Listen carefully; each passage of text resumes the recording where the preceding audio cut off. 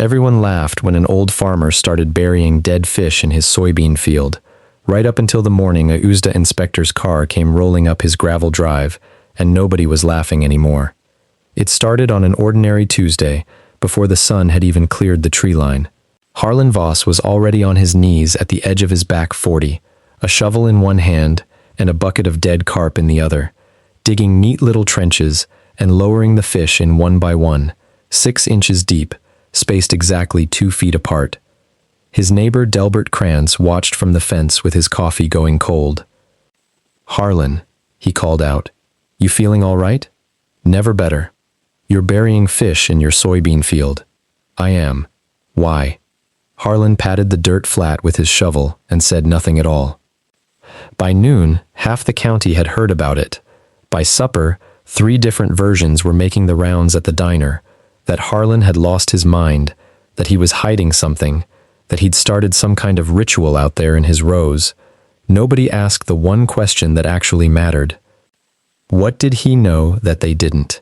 If stories about ordinary people who notice what everyone else misses pull you in, stay with us.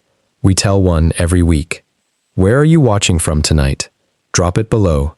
We've got farmers, ranchers, and dreamers from every corner of the map watching along with us. That night, his wife Ruth asked him straight out, "They're saying you've lost it, Harlan. Let them say it. You could at least tell me." He looked at her for a long moment, the kind of look a man gives when he's carrying something heavier than pride. "Give it till August," he said. "Then you'll see it before I have to say a word." August, as it turned out, was a long way off. A drought had been creeping through the county since April, and it wasn't letting up. Wells were dropping. Corn was curling by 10 in the morning. Every farmer within 20 miles was watching the sky and praying.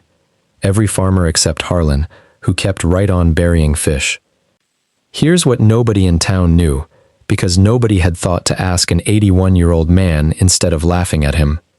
Harlan had spent 3 winters buried in his grandfather's old agricultural journals describing a method used by indigenous farmers centuries before chemical fertilizer ever existed. Bury a fish beneath a crop, and as it breaks down, it releases nitrogen, phosphorus, and calcium straight into the root zone. The decomposing body feeds the microbes. The microbes feed the soil. The soil feeds the plant. It wasn't a ritual. It was a nutrient system older than the county itself. But knowing a thing and proving it are 2 different animals. Harlan hadn't just buried fish for nutrients. He'd buried them at a precise depth, in a precise pattern, timed to a precise stage of root growth, testing something his grandfather had only half written down. If he was right, his soybeans would out-yield every field in the county in the worst drought in a decade. If he was wrong, he'd have burned through a season, a reputation, and maybe the farm itself. By mid-July, the smell had drawn more than gossip. It drew buzzards. It drew stray dogs digging at the edges of his rows. And eventually, it drew an anonymous phone call to the county extension office, alleging improper disposal of dead animals on active cropland.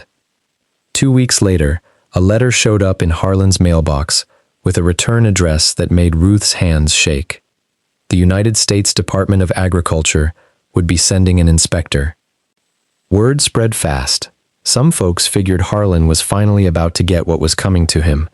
Others, quieter about it, had started noticing something they couldn't quite explain. His beans were still standing tall in 98-degree heat, while theirs curled by mid-morning.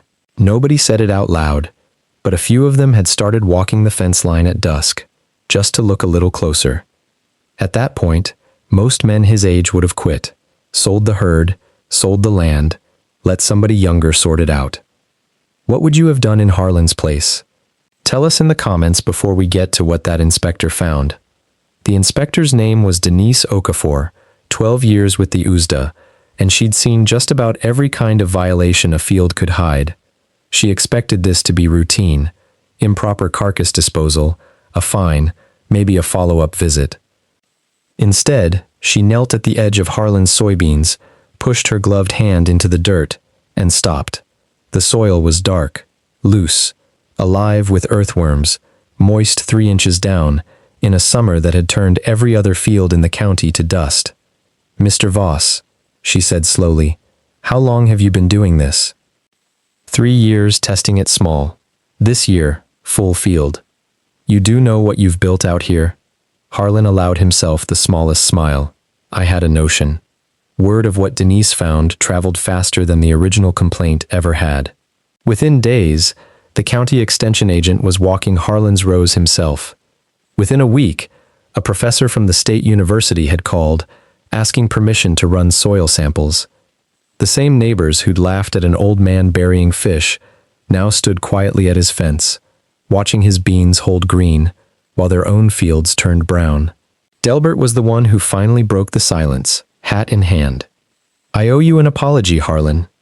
"You don't owe me anything, Del. You just didn't know." "Nobody did. That was kind of the point, wasn't it?" Harlan didn't answer right away. He just looked out over a field that, 3 months earlier, half the county figured belonged to a man who'd lost his mind. By harvest, Harlan Voss's yield came in nearly 40% above the county average, in the driest season anyone could remember. The USDA report that started as a complaint ended up cited the following spring in a regional sustainable agriculture bulletin. They'd laughed at him because they didn't understand, but the ground beneath his boots had understood the whole time. It always does, for the ones patient enough to listen to it. Sometimes the wisest people in the room are the ones everybody's already stopped listening to. What's a piece of old-fashioned wisdom your own family still swears by? Tell us below. We read every one.